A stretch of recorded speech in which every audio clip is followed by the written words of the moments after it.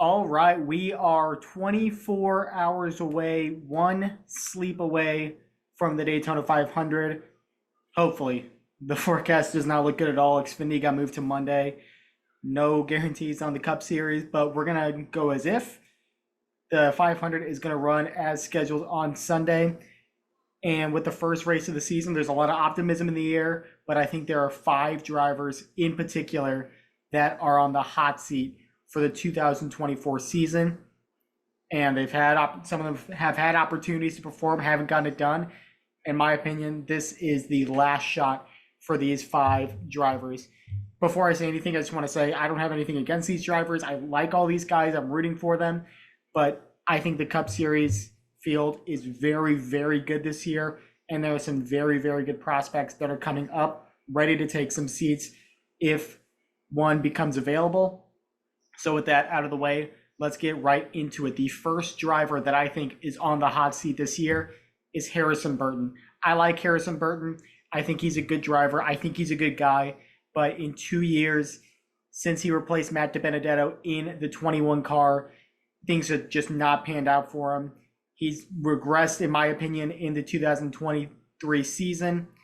Hasn't really been a factor for any wins across 2 years. He's led laps in both 500s. He's held his own to an extent in super speedway races, but he has not delivered what Wood Brothers was expecting in that car. You look at who Wood Brothers has had in the past few years after Ryan Blaney really gave him a truly great season in 2017. He won a race. He got that win at Pocono. He made it all the way to the round of 8 before departing for Team Penske. They went to Paul Menard, who was Paul Menard. He was the same stable guy that he was at Richard Childress Racing. He brought funding. He, for the most part, brought the car home in one piece, but he was not really a factor for the playoffs. He almost won the Clash, but he didn't.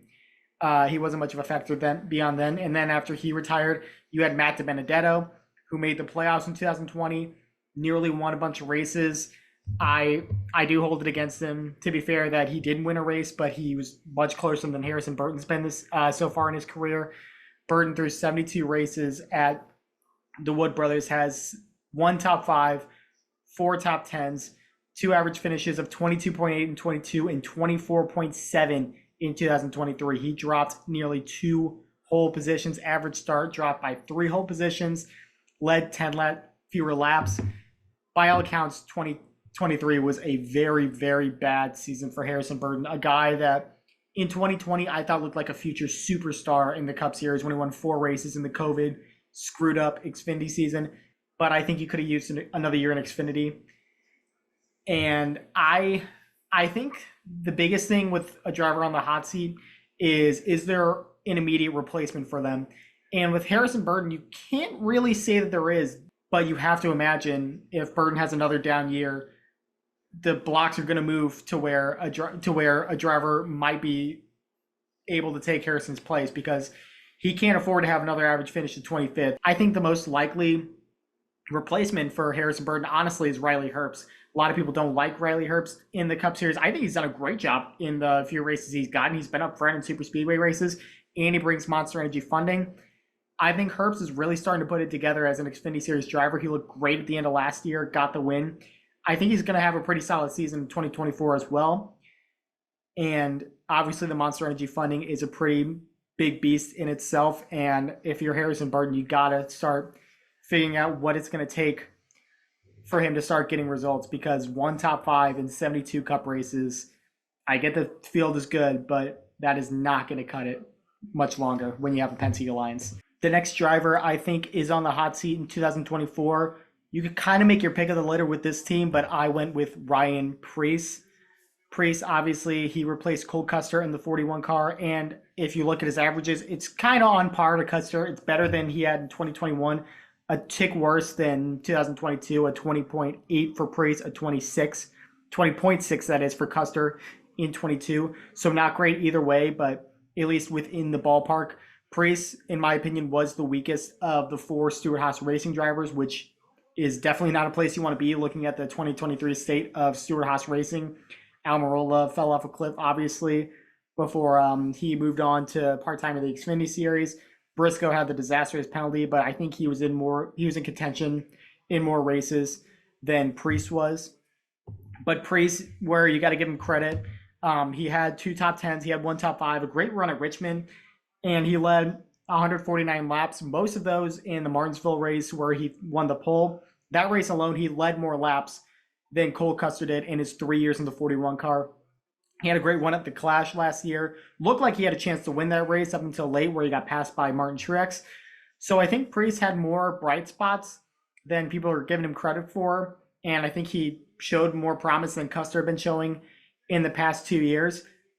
But I think this says more about Stewart-Haas itself. I don't think it's an exaggeration to say Stewart-Haas is in a world of trouble, and I think there's some changes to be made. If you guys remember seeing the news, Front Row Racing re-upped with Ford, and it was announced that they are going to be a tier 1 team in terms of getting funding from Ford and support and everything like that. Someone's going to have to fall out of that place for Front Row to move up for that to make any sense for them. In my opinion, that team is Stewart-Haas Racing. We've already seen teams moving around in the next gen car. Legacy Motor Club moved to Toyota for this year, and there's been talks about Stewart-Haas, Tony Stewart, not being happy with Ford. There were reports back around 2022 of Dodge potentially coming in and Stewart-Haas Racing being the big backmark team for that manufacturer, because Tony Stewart has the Dodge ties over in his drag racing endeavors. But we don't know what's going to happen. We don't know if there's going to be a 4th manufacturer coming. They keep talking as if it's going to happen. But if that happens and when it happens, we don't know. But we do know that Front Row Racing or Front Row Motorsports is going to get more support from from Ford, and I think that might affect Stewart-Haas Racing in a negative way. I think there might be a chance of them swapping manufacturers in the near future. And depending on who that looks like, who knows who might be vying for that 41 car if Priest has a down year this year. I don't know what the outlook is for Priest, what to expect from him. I know Stewart's on record saying that if they can't perform this year, they'll find drivers that will. We talked about this with my prediction for Chase Briscoe to win in the Cup Series this year. But I think something's going to have to give. I'm looking at who Stewart-Haas Racing has right now. I think Chase Briscoe is the best driver that they have. He's obviously shown the most in the Cup Series. Although, to be fair, that's a team that has 1 combined win, and Briscoe got it at Phoenix in 2022. I think Briscoe has to step up and become their anchor driver. Gragson, obviously, Gragson had a disastrous year last year, got suspended, everything like that. But I don't think you take a chance on a guy like Noah Gragson just to dump him after 1 year. I think Gragson is going to be there for at least a couple seasons. I think the 10 car is a good fit for him. And the other option is Josh Berry, who's a rookie, who was tapped directly from Kevin Harvick and Tony Stewart and Rodney Childers. They like him a lot. They see him as being the potential future of that team. You got to give him more time. There's no chance in hell that Josh Berry is in any sort of jeopardy this year, which leaves Priest the odd man out. Obviously, you look at guys like Riley Herbst. Obviously, definitely Cole Custer is a threat for this run. I think Ryan Priest has to show a lot this year to be able to keep the 41 car. And if he doesn't, he is going to be out the door relatively quickly. I think that could be one of the first driver switches to be announced in the 2024 silly season. Next up on my hot seat ranking is a former Cup Series driver that is back after taking some time going back to the Xfinity Series. I have Daniel Hemrick, who is driving the 31 car for Colleague Racing this year. This is the only example of a driver who's in his first year with a team that I think is on the hot seat. Obviously, Hemrick's been at Colleague in the Xfinity Series the past 2 years, but he's in the Cup Series this year, replacing Justin Haley, who not a lot of people are talking about, but he had a bad year in 2023. I know the penalty early in the year, a lot of people thought that kind of hung over his head a little bit, but his average finish dropped from 18.4 to 21st from 22 to 23. 2 fewer top 5s, 2 more top 10s, but led 20 fewer laps. Other than Chicago, honestly, be honest, when did you hear about Justin Haley in the 31 car last year? You really didn't. But in terms of Henrik, this feels very much like a pure stopgap option. To me, this is Marcus Mariota signing with the Falcons a couple years ago. I think Henrik Hemrick's reputation has always been a guy that's going to take care of his equipment. He's obviously not going to go out and win races for you guys. I think he's going to give Kaulig exactly what they need this year. And I think Kaulig can't have too high of expectations in 2024 in the Cup Series at the very least. Hemrick, in his 1 year in the Cup Series, was pretty unremarkable. 25th in points, one top five, two top tens, a pole, 22 laps led in 36 races. In the 8 car for Richard Childress Racing that was taken over by Tyler Reddick after 1 season. But I'm really curious what Kaulig Racing's future Cup outlook looks like, to be honest with you. Justin Haley obviously didn't really pan out, and he left for Rick Rare Racing, which can't be a good look. I get what he's saying, where he thinks it's kind of a lateral move because Rick Ware seems to be coming up and they have the alliance with RFK Racing. But you can't love hearing that if you're Kaulig Racing. They lost Justin Haley. I thought Chandler Smith was an outstanding get for them, and they lost him. He's back at Joe Gibbs Racing this year, where I think he's going to be a future Cup star as well. But their Cup outlook does not look great this year. It's going to be Hemrick in the 31 and then AJ Allmendinger and Josh Williams splitting time in the 16 car. Both of them are full-time in the Xfinity Series, with Shane Van Gisbergen in the 97. And some drivers are going to be splitting the 10 car. I think it's Daniel Dye, if I'm not mistaken. This weekend, I think Derek Kraus is probably going to get some more rides as well. But that's not an inspiring potential list of Cup drivers if you're Kaulig Racing. I think it's really interesting that they've already got kind of a partnership forming with Trackhouse Racing, excuse me.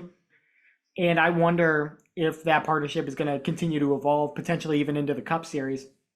The Trackhouse has a lot of room at the inn. We're going to talk about this a little bit later, but I think I would be surprised if Hemrick is in the 31 car for more than just this year. I hope he proves me wrong. Hemrick's he's a good guy. He's a good driver. I think he can surprise people. He had a better Xfinity Series year, in my opinion, than people are giving him credit for. He improved his average finish by 2 positions, but he hasn't shown to be able to compete in the Cup Series to the same level. So we'll see. But I don't think Hemrick's going to have a lot of time to be able to prove himself. The 4th driver, I think, is on the hot seat.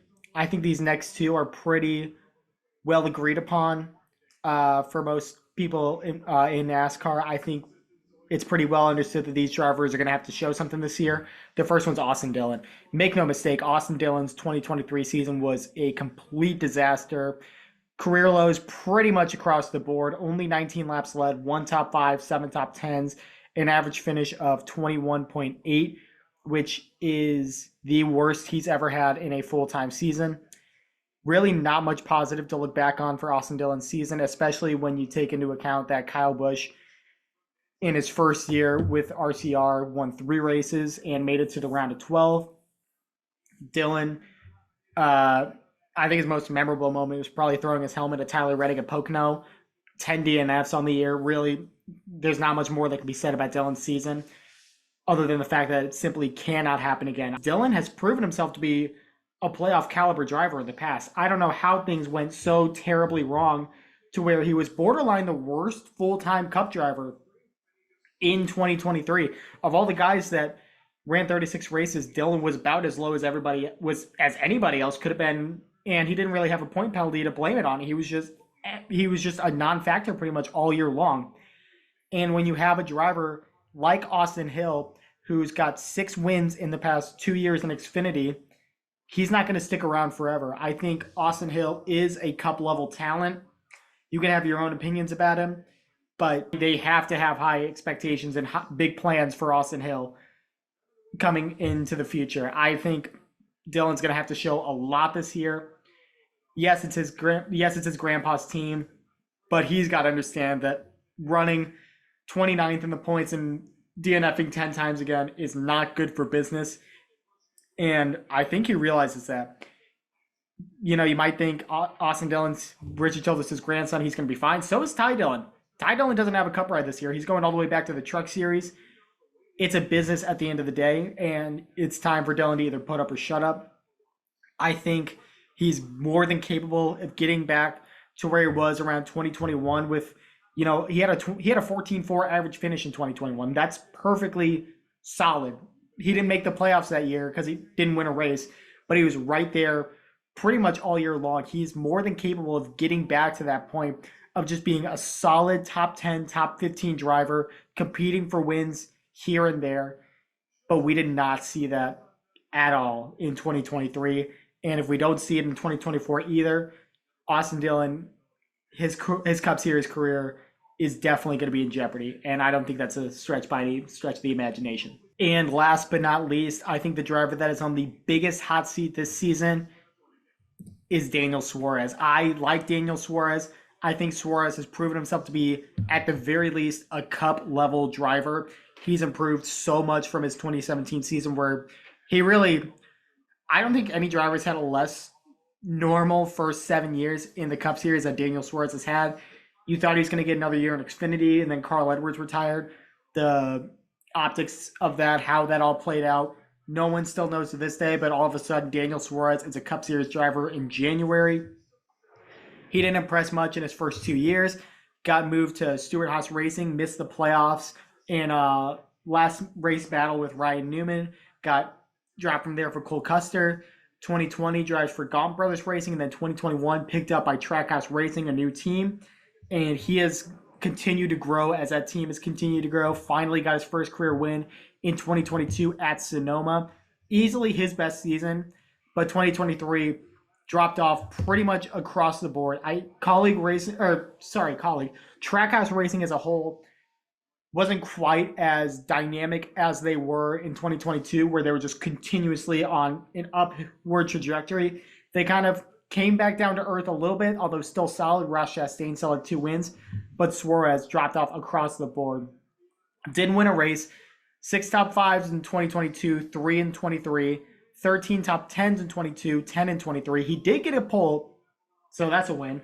But I think the most damning stat for most drivers to see how competitive they are is laps led. I'm a big laps led guy. That tells me you were at least in the running, you were in the conversation. And in 2022, Daniel Suarez had 280 laps led. 2023, 48. Just 48 laps led in 36 races. That is 1 1/3 lap per race. That is not where you want to be. Average finish dropped out by 2.5 positions. And I think the biggest sin for Daniel Suarez that he's committing right now is the fact that he's at Trackhouse Racing at a point where they're just continuing to expand. I don't think anyone expected Trackhouse to get as big as they have, as quickly as they have. I don't think anybody could have expected it. I don't think Suarez could have expected it. I don't think Justin Marks. I don't think Ty Norris. I don't think Pitbull. I don't think anybody expected it to happen. No one expected Ross Chastain to finish second in points his first year there. No one expected Shane Van Gisbergen out of Project 91 to win in his first race at the Chicago Street Course. No one expected when they started this team for them to get Chip Ganassi's basically entire fleet, get a second charter, and continue to build from there. But Trackhouse Racing is looking like they're going to be a 3-car team in 2025. That's pretty much a guarantee. Zane Smith right now is at Spire, but that charter, from what I understand, is going to switch to Trackhouse Racing, and Zane Smith will be at the house in 2025, which leaves one open spot between Suarez and Shane Van Gisbergen. And Shane Van Gisbergen might be the hottest driver in NASCAR right now. He is a name that everybody is interested in. Everyone's paying attention to what he's going to do in the Xfinity Series this year. My prediction, I think he wins one race. I think he runs perfectly solid. He's not going to embarrass himself by any means. I think he will score one win. I'm not going to guess where it is. But Van Gisbergen is bringing in big-time sponsors. Suarez and Van Gisbergen have both been running Wendy's. Van Gisbergen and Zane Smith both have WeatherTech. I think big sponsors are obviously coming in, and I don't think Shane Van Gisbergen came to America to run in the Xfinity Series longer than he has to. I think this is a big year for Suarez. I think he's got to show something. He's got to get back to that 2022 form. I think he needs to win a race. I think he needs to be more consistently competitive at a modicum of tracks. I think it's going to take a pretty big performance out of Suarez. He's definitely got to make the playoffs, or else I have a lot of concerns about his future at Trackhouse Racing. But as I mentioned, I think there is a partnership that's going to continue to form between Trackhouse Racing and Colleague Racing. I would not be surprised one bit if we get to 2025 and Daniel Suarez is driving either the 16 or the 31 car. I think he will definitely stay in the Cup Series. It's just a matter of where he ends up. He's got enough funding that he's not going to completely go away. I think Suarez will be in the Cup Series for a while to come, but will it be a Trackhouse? In my opinion, that is completely up to Daniel Suarez. So that is my list. Who do you guys think is on the hot seat? Let me know down below. Thank you for watching. We will see you guys later. Enjoy the 500.